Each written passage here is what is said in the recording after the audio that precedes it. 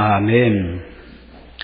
오늘 설교 제목을 한번 따라 하십시다. 빛처럼 하늘의 별처럼 삽시다. 올해 한국에서 가장 인기 있는 스타가 누구겠습니까? 아마 이순신 장군이 아닐까 생각을 해봅니다. 이순신 장군이 살았던 곳, 지나가는 곳곳마다 지금 관광객들이 많이 찾아다니는 것을 볼 수가 있습니다. 명량이라는 영화가 1700만을 넘겨 대기록을 세웠는데요. 영화가 너무 이렇게 뜨다 보니까 이순신 장군을 영화에서 암살하다가 실패하고 도망간 이 배설 장군의 후손들이 영화를 상영하지 못하도록 이제 소송을 걸고 그런 사건들도 있는 걸 볼 수가 있습니다. 강진 아트홀에서 한번 할 뻔 봤는데 아마 그런 때문에 강진 아트홀에서도 상영을 못한 것 같아요. 한 명은 이 스타가 되고 한 명은 역적이 된 이 영화입니다. 물론 이 배설 장군의 이야기는 약간 픽션이 들어있어서 좀 문제가 있는 이야기도 하지만요.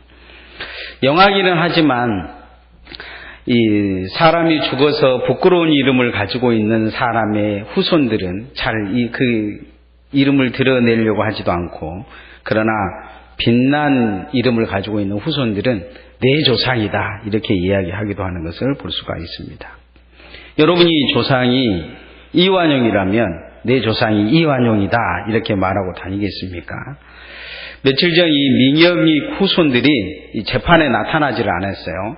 땅 때문에 소송을 걸었는데 우리 할아버지 땅을 내놔라 하고 정부가 가지고 있는 땅을 빼앗으려고 소송을 걸었는데 막상 재판에서 나타나면 이 결론을 내리겠다 했는데 아무도 나타나지 않았습니다. 결국 이 땅은 정부의 귀속이 될 것이라고 지금 뉴스가 이야기하고 있습니다. 왜 돈이 눈앞에 있는데 나타나지 않았겠습니까? 부끄러운 것입니다. 오늘 성경에 보면 하늘의 별과 같이 궁창에 빛과 같은 사람들이 있을 거라 이렇게 말씀합니다. 며칠 전에 이 해남에 이 윤씨들이 자존감이라고 말할 수 있는 윤손도 이 박물관을 좀 다녀왔습니다. 거기 보니까 아주 그냥 그 자기 조상 윤씨들의 그 모습이 얼마나 자랑스럽게 하는지 볼 수가 있었어요. 지하에다 만들어가지고 그 윤손도가 가지고 있는 그 조상들이 가지고 있는 것을 어떻게 간직해 왔으며 뭐 그런 자랑들을 쭉 하더라고요.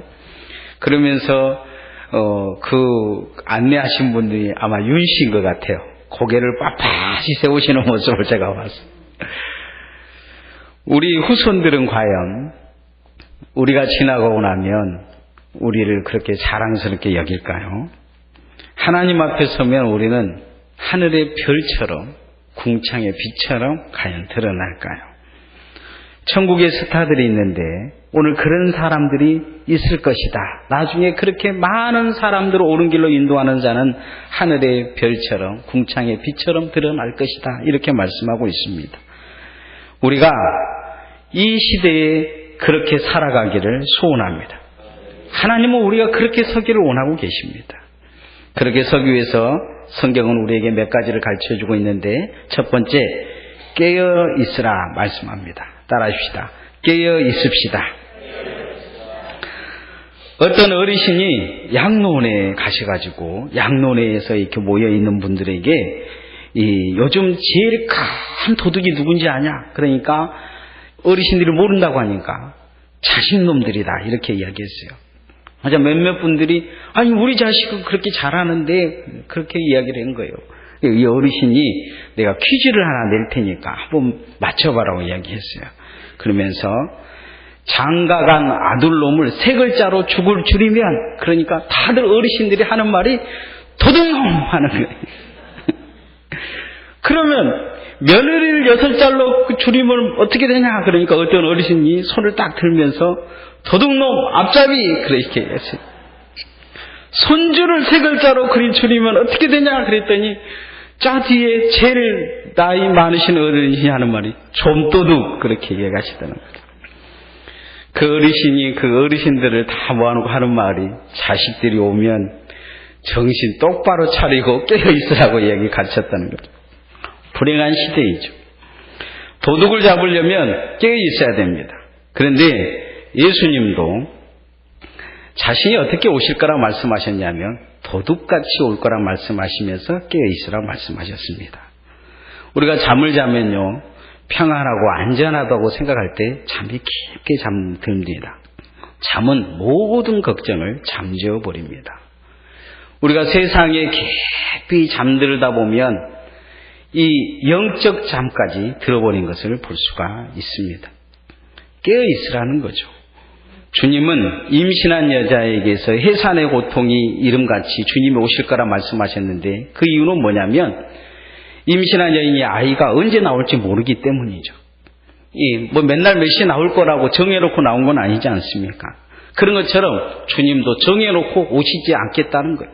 다들 잠들어 있을 때, 다들 생각하지 못할 그 시기에 오시겠다 이렇게 말씀하고 있습니다. 우리가 이 시대에 깨어있기를 소원합니다. 오늘 읽었던 말씀 2절 말씀을 한번 같이 읽어보십시다. 시작. 땅의 티끌 가운데 자는 자 중에서 많은 사람이 깨어나 영생을 받는 자도 있겠고 수치를 당하여서 영원히 부끄러움을 당할 자도 있을 것이며, 먼저 우리가 하늘의 별과 같은 자, 궁창의 빛과 같은 자가 되어지기 위해서 먼저 어떤 사람이 되어야 되냐? 깨어 있어야 된다. 깨어서 무엇을 얻는 자? 영생을 얻는 자가 되어야 된다. 이렇게 말씀하고 있습니다.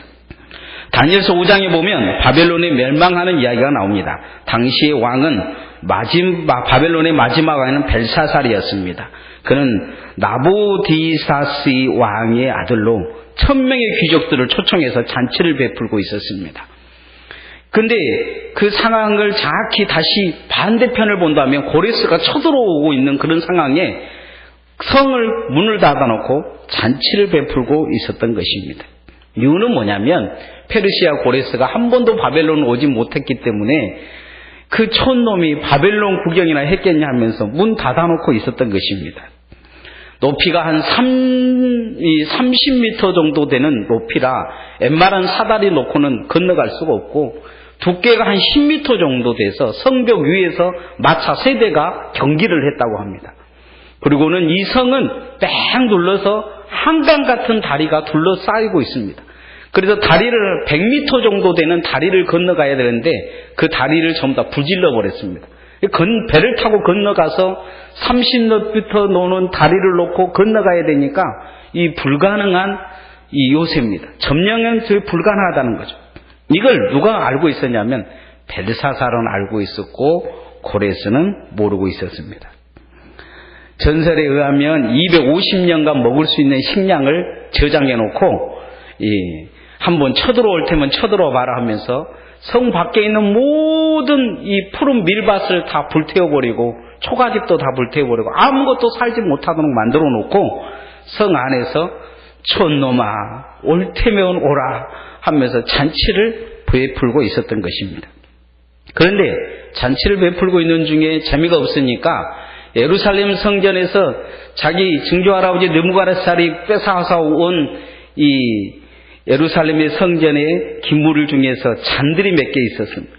그 잔들을 다 가져다가 신들의 잔들을 내가 신이니까 한번 마셔봐야겠다 하면서 거기다 술을 따라가지고 부어라 마셔라 하고 있는 상황에 갑자기 이상한 검은 손이 하나 나타나서 석회벽에다가 글을 쓰는 것입니다.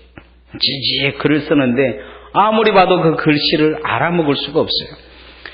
술사들과 박수들을 불러서 다 해석해달라고 하는데 해석한 사람이 없습니다. 그런데 모후가 다니엘을 부르면 해석할 수 있다고 해서 다니엘을 불러서 이야기를 합니다. 반지를 딱 빼서 보여주면서 네가 만약에 이것을 해석하면 너를 이 나라의 3번째 통치자로 만들어주겠다 이야기합니다.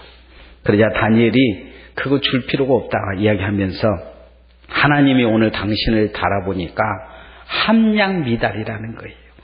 함량미달이라 당신은 오늘 죽을 것이라 이렇게 이야기합니다. 그날 밤 이 수수께끼 같은 이야기가 실제적으로 이루어집니다. 이 고레스가 바벨론을 이게 점령하기 위해서 군대를 모으고 이제 출발하려고 출발 앞으로 하는데 이 6마리의 이 쌍둥이 말 중에서 한 마리가 딱 삐쳐나가가지고 티그리스 유프라테스 강에 딱 빠져 죽어버린 것입니다. 여러분, 전쟁하고 가는데 왕이 탄 말 중에서 한 마리가 빠져 죽어보면 다들 술렁술렁 하지 않겠습니까? 아마 이건 재수가 없다 다들 생각했을 거예요. 그런데 이 고레스가 생각을 바꿔먹었습니다. 티그리스 유프라테스 강이 날 막으면 이 강도 없애버리겠다는 것입니다. 그러면서 올라가면서 강을 120갈래로 찢어버립니다. 강둑을 막 터버리는 거, 가면서 강을 없애버리겠다는 거. 강이 나를 막으면 이 강이라도 없애버리겠다는 생각을 가지고 막 트고 올라갑니다. 이 바벨론에 도착하는 그 순간에 이 벨사살은 촌놈아 올라오면 올라와라 그러고 술 마시고 있는데 이 고레스가 딱 도착하는 그 순간 이 한강과 같이 둘러싸고 있는 티그리스 유프라테스 강이 마르기 시작합니다. 그리고는 그 깊은 곳에 있던 하수구가 드러나기 시작한 거예요.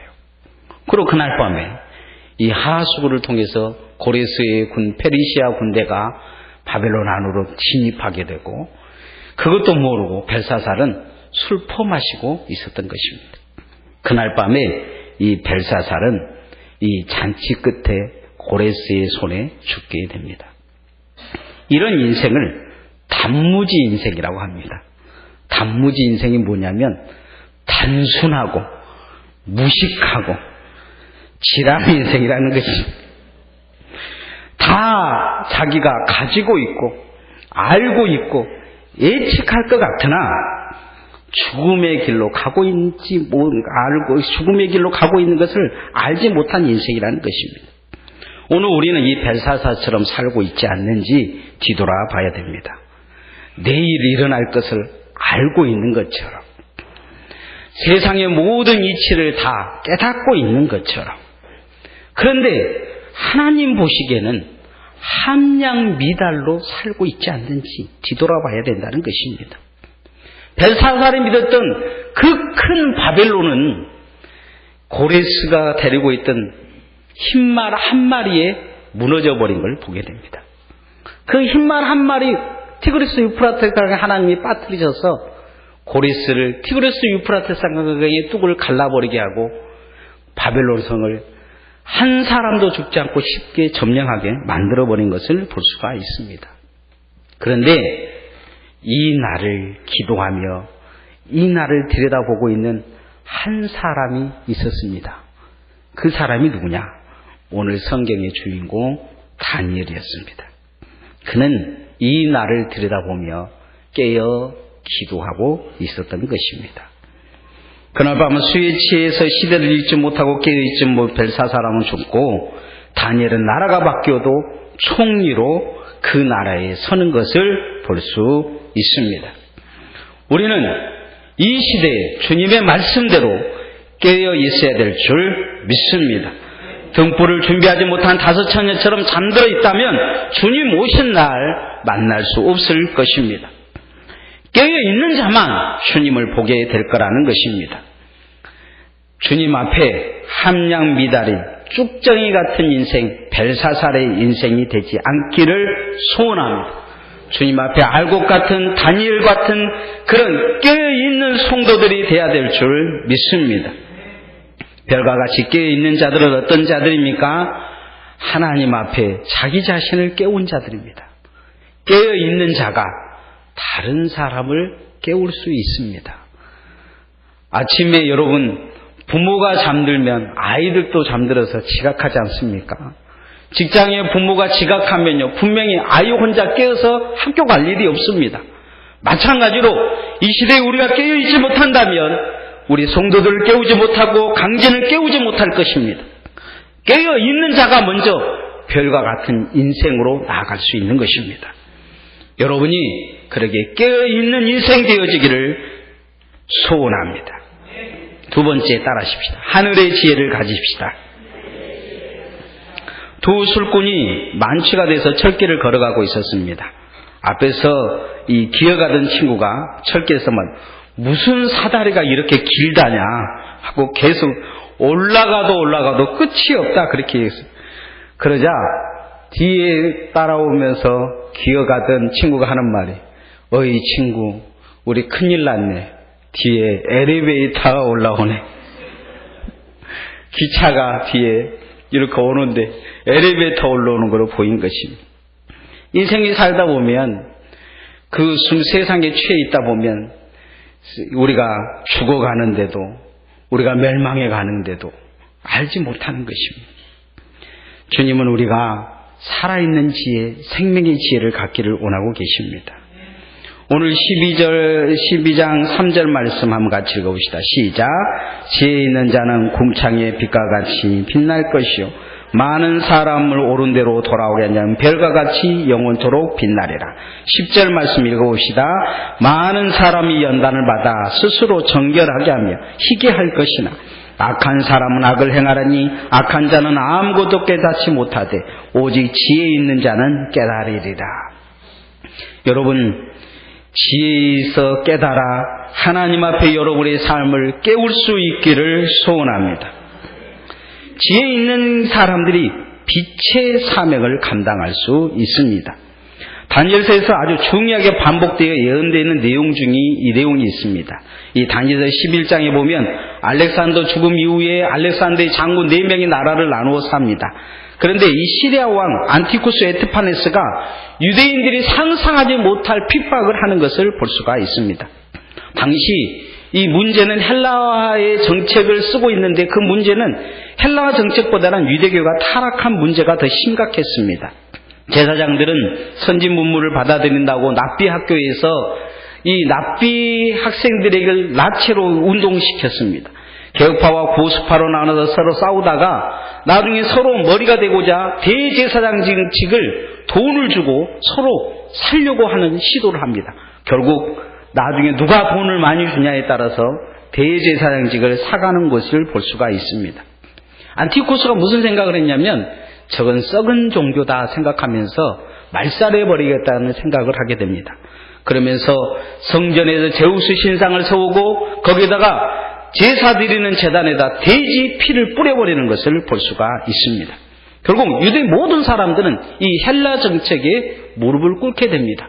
머리부터 발끝까지 어른들도 다 헬라어로 쓰게 만든 것입니다. 그래서 우리 성경도 이 신약 성경이 헬라어로 쓰여졌던 주된 이유는 뭐냐면 유대가 헬라와의 문화에 접혀졌기 때문에 헬라어로 쓰여지게 된 것입니다. 그런데 어떤 마을에 노제사장 마띠아스라고 있었습니다. 이 마을에 이 헬라어를 쓰게끔 또 이방 제사장들에게 제사장들을 끌어다가 이 무릎을 꿇게끔 하는 것을 보게 됩니다. 젊은 제사장들이 목에 칼이 들어오니까 별 수 없이 이방 이 제우스 신에다가 무릎을 꿇으려고 하니까 이 마따데스가 화가 난 거예요. 그래서 칼을 뽑아가지고 그 유대인들을 다 죽여버립니다. 그러면서 그 헬라어 정책을 쓰였던 그 신하들도 다 죽이게 되는 것을 볼 수 있습니다. 그러면서 이 저항운동을 3년 반 동안 일으키는 걸 보게 됩니다. 이것을 시온운동이다, 하시므동 운동이라고 합니다. 나중에 이 마따디아스 후손들이 세우는 왕조를 하시dim 완동이라고 하는데 우리 성경에 보면 7년 대환란이라고 말하는 그 환란의 기간이 이 마따디아스가 저항하는 기간이었습니다. 그러니까 한때 두때 반, 뭐 한때 두때 반 성경을 읽다 보면 그런 어려운 낱말들이 나옵니다. 하시dim 운동의 주 모토는 뭐였느냐? 경건이었습니다. 경건. 지혜가 하나님의 말씀의 지혜가 없다 보니까 경건을 잃어버린 것입니다. 세속에 물든 거죠. 선진 문물이라고 받아들인 것입니다. 헬라어 문명이 선진 문물로 보이는 거예요. 오늘날의 교회도 보면 교회가 이렇게 가야 된다 저렇게 가야 된다 하면서 미국의 그런 선진 문물을 받아들인 경향이 있습니다. 경건을 잃어버린 것입니다. 교회가 점점 경건을 잃어가고 있어요. 그런데 뭔가 그것이 선진 문물이라고 생각해. 앞서가는 교회들은 새로운 프로그램들을 만들어내고 자꾸 그러면서 그것이 앞서가는 것처럼 이야기를 해요. 중요한 것은 영혼이 타락해가는 것을 알지를 못한 거예요. 많은 지식이 있어요. 점점 빨라져 가고 있어요. 인터넷도 빨라져 가고 핸드폰도 빨라져 가고 여러분이 타고 가는 자동차도 빨라져 가고 기차도 빨라져 가고 있어요.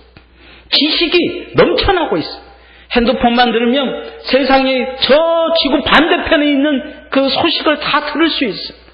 오늘 무슨 일이 일어나는지를 알게 돼요. 심지어는요, 오늘 비가 1mm 오는 것도 알고 있어요. 오전에 비 오고 오후에는 그친다고 이야기하는데 일기가 정확히 맞고 있지 않습니까? 그런데 중요한 것은 영혼이 죽어가는 것을 알지 못한다는 거예요. 뭔가 많이 알고 있는 것이, 뭔가 많이 깨닫고 있는 것이 경건한 걸로 생각해요. 오늘날에 교인들도 그래요. 성경을 많이 알면 경건한 줄 알아요. 교회에 대해서 이것저것 많이 알면 경건한 줄 알아요. 그러나 경건은 그것이 아니에요. 경건은 하나님 앞에 제대로 예배 드리는 것이 경건이에요. 그 영혼이 어디에 있든지 기도할 수 있는 영혼으로 바뀌어지는 것이 경건이에요. 삶에 죄악이 들어오면 말씀이 가로막고 말씀대로 살아야 된다고 내 영혼이 외치는 것이 경건이에요. 하나님 앞에 그게 참된 경건이에요.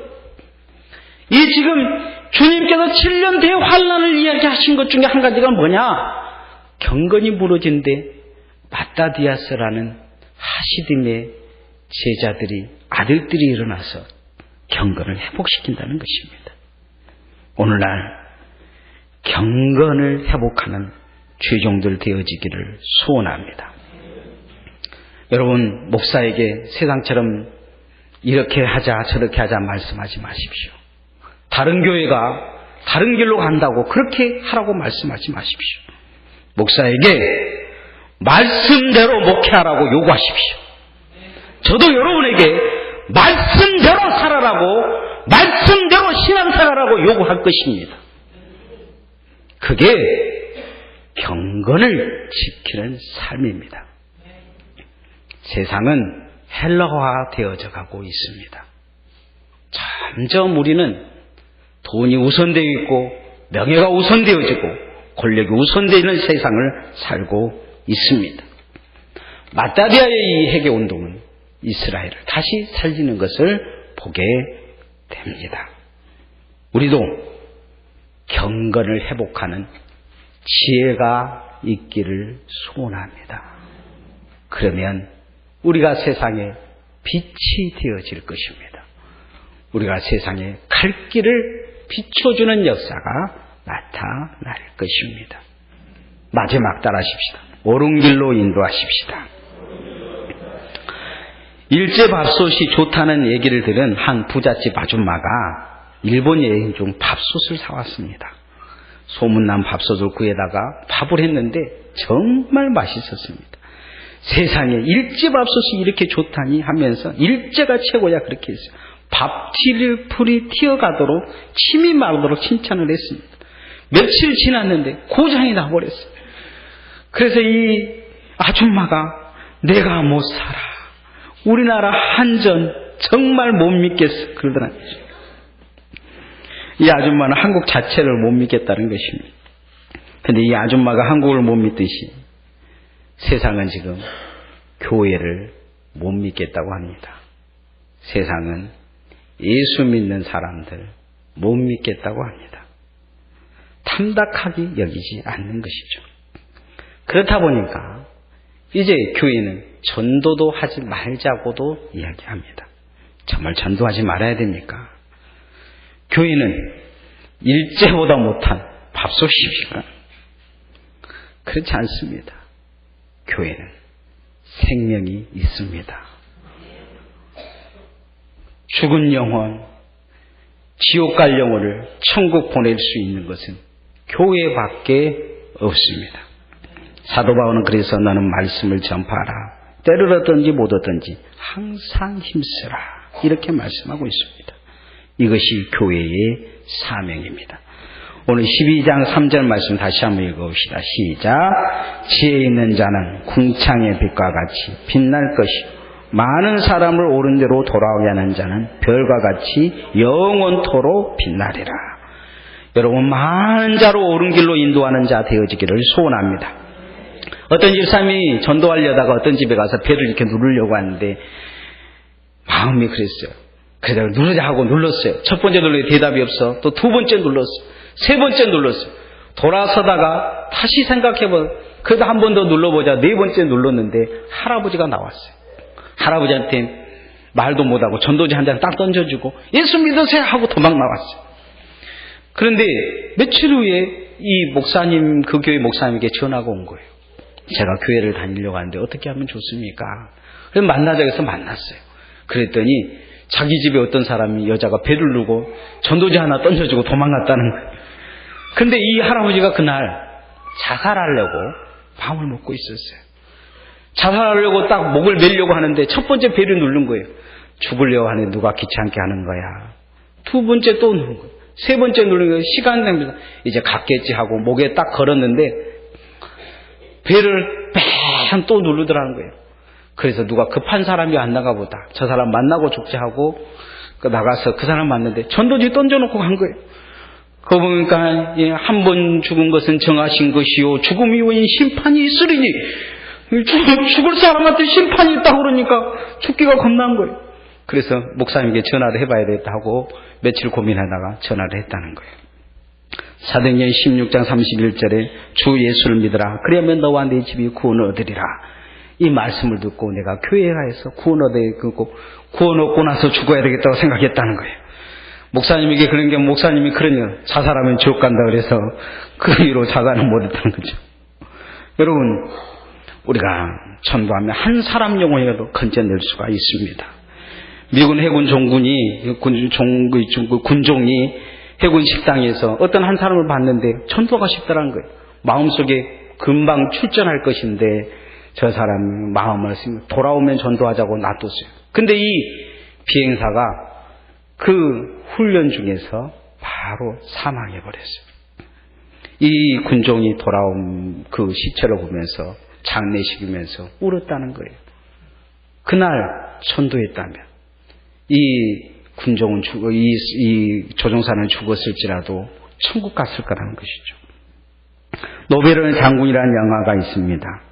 이 장군 영화에 보면 나치의 제정한테 네스탄트 운동가들 감옥에 처형당한 장면이 나옵니다. 그런데 죄 없다고 외치는 사람이 한 사람이 있어요. 그러자 재판관이 너는 왜 죄가 없냐 그래요. 나는 아무것도 안 했다는 거예요. 나는 아무것도 안 했다. 그러니까 재판관이 너는 죽어도 마찬가지다. 마땅하다. 왜냐하면 이 나라 모든 사람들이 나라를 빼앗겨서 저항하는데 너는 아무것도 하지 않았느냐. 아무것도 하지 않는 것이 잘못이다. 너는 이 저항운동하는 사람보다도 더 큰 역적이다. 그러면서 너는 10번 사형당해도 마땅하다면서 사형을 시켜버렸다는 것입니다. 여러분, 2주 후에 우리는 추수감사주의를 하며 총동원 전도주의를 합니다. 아무것도 안 하려고 생각하고 계십니까? 여러분은 역적입니다. 뭔가 하시려고 생각을 안 하고 계십니까? 오늘 생각을 바꾸십시오. 전도를 못하면 교회 안 나온 사람이라도 한 사람이라도 끄집고 나오기를 소원합니다. 옳은 길로 가고 계십니까? 많은 사람을 옳은 길로 인도하는 길이 옳은 길입니다. 그러면 하늘의 별과 같은 자가 되어질 줄 믿습니다. 이 말씀의 결론을 맺겠습니다. 주님은 우리를 하늘의 별과 같은 자, 궁창의 빛과 같은 자로 부르고 계십니다. 그러기 위해서는 먼저 내 영혼을 깨워야 됩니다. 영생의 확신이 있어야 됩니다. 하늘의 지혜를 가지고 있어야 됩니다. 말씀대로 살려는 참된 경건이 있어야 됩니다. 옳은 길로 인도하려는 시도가 있어야 됩니다. 그렇게 궁창의 빛처럼 하늘의 별과 같은 자 되어지기를 소원합니다. 찬양하겠습니다.